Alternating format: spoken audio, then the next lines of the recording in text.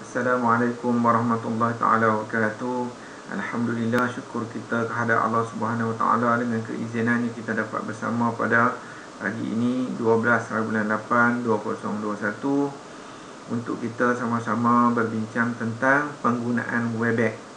Kan Webex ni salah satu daripada yang online system lah, conferencing yang banyak digunakan kan. Salah satunya adalah Webex, yang lainnya Zoom, ada yang Teams dan sebagainya. Jadi hari ini kita gunakan Webex. Pertama sekali, tuan-tuan dan puan-puan, untuk nak jadi presenter ataupun host, tuan-tuan kena install Webex ke dalam PC tuan-tuan dan puan-puan. Kena install aplikasi ni. Okey, install aplikasi Webex. Saya klik Webex macam ni. Okey, jadi kita kena install yang ni. Okay, version berapa tak apa. Itu Cik Mazlan dan Cik Muluk tahu. Jadi install dalam PC tuan-tuan supaya senang kita nak jadi presenter nanti. Pertama sekali, apa dia tuan-tuan dan puan-puan, kena install. Okey, yang kedua, kita akan pergi kepada website yang Webex USM punya. Jadi kita pergi Webex USM. Kan? Type Webex USM, akan masuk dalam usmcmrwebex.com ni. Ini kita kena masuk akaun kita. Pertama sekali, untuk kita nak schedule meeting. Okey, nak schedule meeting ataupun nak start meeting, boleh melalui Webex USM ni. Okey, tengok belah kiri ni Webex, belah kanan ni for USM Apex tu. Jadi kita masuk dalam Webex USM. Jadi kita boleh schedule a meeting. Untuk tuan-tuan yang tak pelaksana ni sebenarnya, dia tak bagi schedule meeting, dia tak boleh jadi host. Jadi kalau tuan-tuan nak juga, boleh register di PPKT. Sebab by default dia hanya bagi host ni kepada kategori A ke atas saja. Jadi untuk PMP dan juga akademik. Untuk pelaksana dia tak bagi kita schedule meeting, kita cuma dengar aja. Jadi jika tuan-tuan ada keperluan mendesak, email kepada PPKT untuk mereka buka. Saya rasa di Indo. Jadi mereka akan buka, jadi tuan-tuan boleh jadi host. Saya boleh jadi host sebab PPKT allow. Jadi untuk yang pertama sekali, kita boleh start meeting saja. Kita boleh start meeting, lepas itu ajak kawan-kawan untuk mesyuarat bersama. Itu yang pertama sekali, untuk start a meeting. Bila kita start meeting saja, dia akan bagi information tu, kita hantar. Contoh kita start a meeting, start sekarang. Okey, bila kita start sekarang, start meeting ni, kita boleh start meeting saja, terus start meeting macam ni. Okey, lepas tu orang tak ada lagi. Jadi kita boleh editkan meeting information ni, copy meeting link ni, pergi kepada hantar kepada kawan-kawan melalui WhatsApp. Jadi dia orang akan masuk ke dalam kita punya Webex ni melalui link yang diberikan tu ke dalam WhatsApp tu. Jadi dia pun masuk, jadi kita join participant tu boleh join. Itu yang pertama. Yang kedua, saya keluarkan dulu ini. Yang kedua adalah kita schedule a meeting. Kita jadualkan meeting pada masa akan datang. Kemudian kita akan hantar link supaya everybody boleh tahulah pada minggu depan kita ada meeting. 2-3 hari lagi kita akan ada meeting. Itu dipanggil schedule a meeting. Jadi tadi start meeting, start macam tu aja, panggil siapa-siapa masuk, ataupun kita telefon masuk, bagi link. Contoh macam tu. Okey, yang keduanya kita ada schedule a meeting. Jadi contohnya bila kita schedule ni, macam saya buat di bawah ni lah, kita boleh schedule a meeting, kan, pada 9 hingga 11 pagi hari 16 bulan, kan. Kita klik sini, kita boleh schedulekan meeting, mesyuarat pengurusan aset konon-kononnya lah, kan. Host by Zulkifli Hashim. Ni host ni yang kita kena minta kebenaran kepada PPKT jika nak jadi host. Jadi nama kita, kemudian pada masa tu kita akan start meeting. Pada masa 16 bulan tu pukul 9 pagi kita akan start meeting dan everybody akan start meeting. Macam mana mereka tahu link ni? Kita kena bagi meeting information ni. Okey, macam mana kita nak bagi meeting information ni? Kita boleh copy yang ni masuk dalam WhatsApp. Kan, copy sini masuk dalam WhatsApp. Ataupun kita terus email. Kalau email ni dia akan hantar terus kepada apa yang orang yang kita email tu. Kan, contohnya macam saya sendiri, contohnya sebab saya hantar sekali dia jadi cancel meeting. Jadi kepada tuan-tuan dia akan hantar terus. Contohnya dia hantar kat saya, tak apalah, saya dapat email ni CEZULK. Kita akan invite dia masuk dalam ni. Okey, jadi saya klik, dia akan invite. Kan? Jadi sekali bila saya ni je, dia akan terus hantar email tu. Dapat email dah, bunyi dah. Bila kita invite saja dapat email tu. Jadi tuan-tuan faham kan? Bila saya bubuh nama siapa di sini, nanti dia dapat email. Tapi tak syok lah tuan-tuan dapat email kan? Sebenarnya kita test saja. Okey, saya dapat email tak apa. Okey, bila kita cek email kita, adakah sini email? Oh, tak ada. Email saya di sini. Dah nampak Webex dia punya invitation. Okey, dia akan habaq sekian ni daripada Webex organizer messenger webex.com. Jadi dia terus hantar kepada orang tu terus pada hari tu, dan nanti pada masa tu dia akan bagi apa, alert lah. Okey, dia akan alert kita. Dia ada meeting hari ni bila kita masuk dalam email ni. Okey, itu cara macam mana kita nak schedule meeting. Faham kan tuan-tuan dan puan-puan kan? Kita boleh copy sini juga, boleh macam tu juga. Copy paste dalam email boleh juga. Itu cara macam mana kita nak invite orang masuk meeting kita. Okey, sekarang ni bila kita ada sesuatu ni, bila kita start sedia meeting ni, ada satu meeting ni, dia akan redirect kepada apps kita. Contohnya kalau macam meeting ni dia tak ada lagi. Okey, saya pergi kepada home. Katalah saya contoh konon-kononnya lah kan, dah start meeting ni masuk. Jadi bila kita start meeting saja, tuan-tuan dan puan-puan, start meeting saja, klik sini. Pada hari itu dia akan terus kepada apps kita. Jadi kita kena install web tu. Kalau kita tak install web tu, dia minta kita install dulu supaya senang pada kita. Jadi tuan-tuan boleh nampak dalam preview saya ni, ini saya punya Webex aplikasi.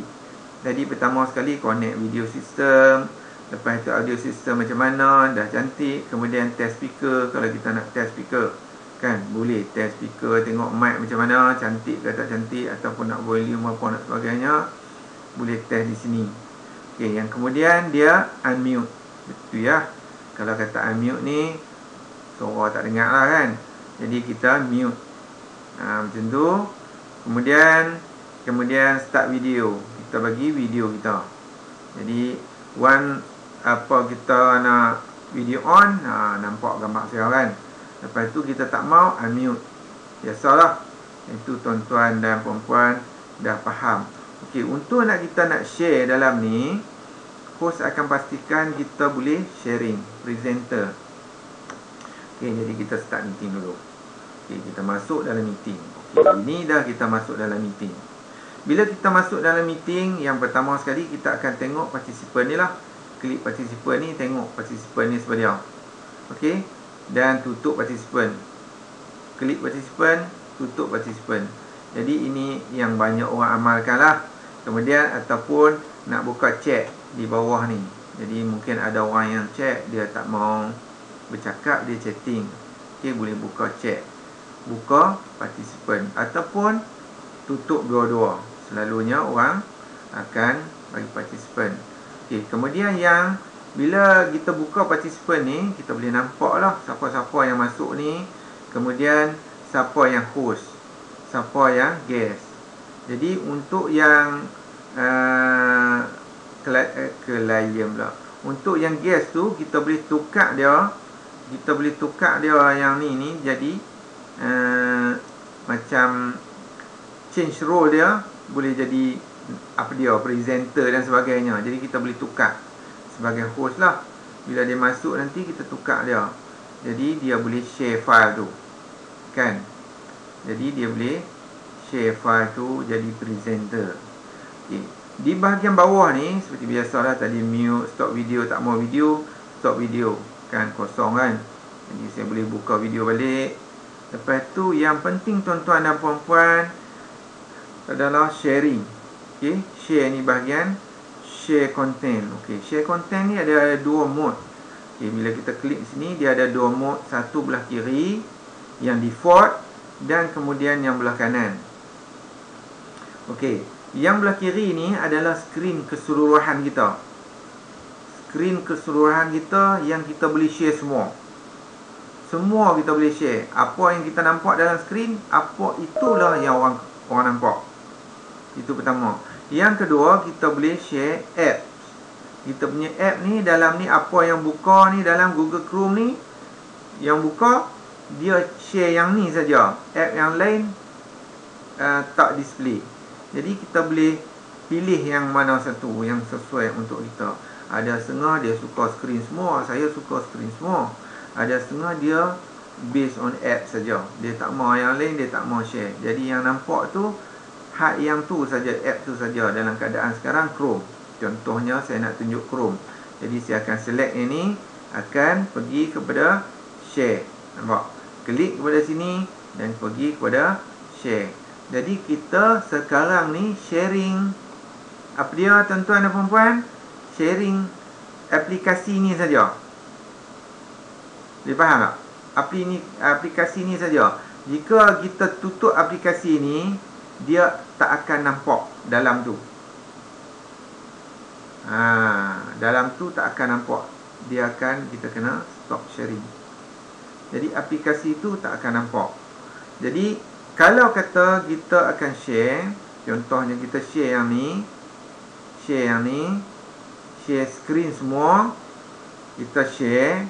Jadi jika apa yang ada dalam skrin tu semua nampak. Boleh faham tak? Itu perbezaan dia. Jadi kalau kita buka app siapa pun, yang ni nampak, tutup, background nampak. Jadi kita buka pula yang ni, dia nampak. Itu perbezaan antara sharing satu skrin dan juga sharing kita punya apps. Ada dua tu. Jadi kita di atas ni kita boleh stop sharing. Nampak? Sekarang ni kita dalam, saya ulang sekali lagi, kita ambil, kalau share, kita ambil skrin satu. Semua skrin masuk. Boleh? Jadi ini lebih saya prefer daripada yang ni lah. Kalau kita tak sembunyi apa-apa lah kan. Kalau kita sembunyi yang lain tu, masalah sikit lah. Tetapi contohnya kita nak pakai yang ni je. Jadi mudah, kita pakai skrin satu dan share. Bila kita share sini saja, di atas ni dia punya mode lah, dia punya apa-apa command di atas ni. You are sharing your screen. Dia tulis tu. Kan nampak tak? You are sharing your screen. Okey, kita pergi bawah, yang di atas pun hilang. Nampak? Kalau kita nak pergi pula, dia timbul. Kemudian kita hilang. Nampak? Nampak tak? Jadi share semua. Share semua. Katalah kita nak share kita punya PowerPoint. Kita tutup yang ni. Tutup ni, pergi kepada PowerPoint. Contohlah kan. Dalam kes ni, contohnya saya ada PowerPoint. My performer ni yang semalam PowerPoint. Okey, taklimat. Contoh. Dan jadi taklimat sini, saya pergi kepada view semua. Jadi kita sharing dia punya PowerPoint ni. Jadi apa yang kita nak tanda, kita pergi atas lah. Kita akan pergi annotation. Okay. Dengan color apa? Color merah, color biru, color hijau. Semua boleh ni. Color pink, ada suka color pink, purple. Jadi kita boleh tanda yang ni. Untuk slide ni lah. Untuk slide ni. Tapi bila kita ubah slide yang lain, dia tak boleh bergerak. Kan? Bila kita ubah yang slide yang lain, kita tak boleh nak ni. Tak boleh nak ni. Kita kena annotation ni. Tapi di atas balik. kita kena buang annotation ni. Jadi bila buang annotation tu,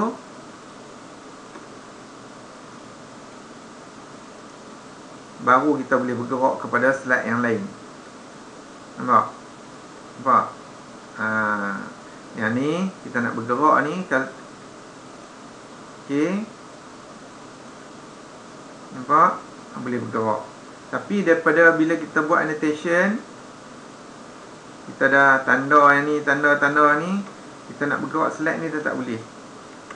Dia tak bagi. Jadi kita buang annotation ni balik, bergerak macam tu. Kita gunakan mouse lah bergerak. Okey, nampak? Ataupun gunakan keyboard. Kan? Gunakan keyboard untuk nak gerak. Okey, page down, page up, page down, page up. Tapi bila kita buat annotation, kita tanda di sini, tanda situ, kita guna page up, page down, tak boleh jalan. Nampak? Tak boleh jalan.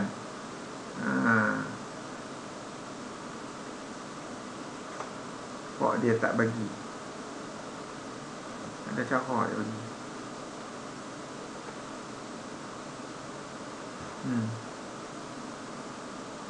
Tak. Jadi kita kena tutup yang ni, baru dia boleh bergerak kepada slide yang seterusnya. Okay, faham tuan-tuan? Jadi macam inilah kita nak masukkan annotation semasa presentation. Ataupun dalam annotation ni kita nak bagi cursor. Kalau cursor, ni cursor boleh. Yang ni kita boleh eraser. Apa yang eraser tak tahu. Kalau kita dah buat annotation, kita buat pen sana ni, lepas tu kita eraser, buang, padam balik, boleh. Lepas tu kita nak tulis balik, boleh, kan? Lepas tu kita nak mouse balik, boleh. Kemudian kita nak tulis balik, boleh. Nak padam balik, boleh. Kemudian kita pergi di atas, habis dah semua ni, kita pergi di atas balik, kita buang annotation, buang semua, jalan balik. Nampak? Itu macam mana kita kawal kita punya presentation ni. Okay. Kemudian kita boleh stop sharing. Stop sharing ni kembali kepada menu yang awal tadilah. Jadi kita boleh bercakap live ni macam biasa. Kemudian kita nak sharing balik, kita pergi kepada yang di bawah ni. Kemudian kita ambil apps ataupun screen, kan? Kita boleh ambil apps juga yang ni, PowerPoint ataupun Google Chrome, boleh juga untuk nak share. Contohnya kita pergi Google Chrome pula. Okey, share. Okey, dia akan pergi Google Chrome pula, kan? Kemudian kita boleh lah gunakan mouse ni pergi macam biasa buat pergerakan biasa. Lepas tu kita nak tanda annotation tadi, boleh juga, kan? Dalam masa yang sama kita nak more lagi apa dia? Lock meeting apa ni, tak perlulah. Yang penting kita tahu annotation tu. Okey, dah habis kita share di sini. Kita akan stop sharing, kembali kepada menu yang awal tadi. Kita bincang-bincang dan sebagainya. Kalau kita nak check, kita check. Kita tulis check ni to everyone. Apa dia nak check apa, boleh hantar. Sama jugalah, macam kita guna biasa. Yang di atas ni ada menu-menu lagi lah. File nak sharing, nak audio dan sebagainya, view dan participant apa semua ni ada di atas ni lah. Tuan-tuan boleh kawal dia yang di atas ni.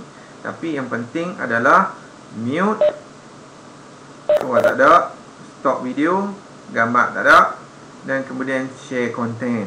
Apa dia nak share, dia window. Ataupun kita nak share file, boleh juga share file. Ataupun whiteboard, boleh juga. Tapi selalunya kita share apa yang window ni.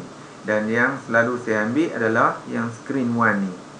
Okay, itu saja ilmu hari ini tuan-tuan dan puan-puan. Harap dapat manfaat daripada apa yang kita bincangkan hari ini.